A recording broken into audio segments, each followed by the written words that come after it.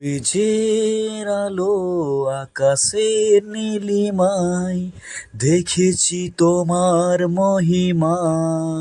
Amen, praise the Lord. তো এই ঈশ্বরের বাক্যে গীত সংহিতা 121 অধ্যায় 7 পদে এরকম লেখা আছে, ঈশ্বর বলছেন তোমাকে সমস্ত অমঙ্গল থেকে সদা প্রভুই তোমাকে রক্ষা করবেন, তিনি তোমার প্রাণ রক্ষা করবেন, তোমার প্রতিদিনের জীবনে সদা প্রভুই তোমাকে পাহারা দেবেন, এখন থেকে চিরকাল দেবেন। তো ঈশ্বরের বাক্যে খ্রিস্ট তোমার প্রিয়জন আজকে এই প্রকার বলছেন। তো আসেন আমরা প্রত্যেকেই প্রার্থনা করি।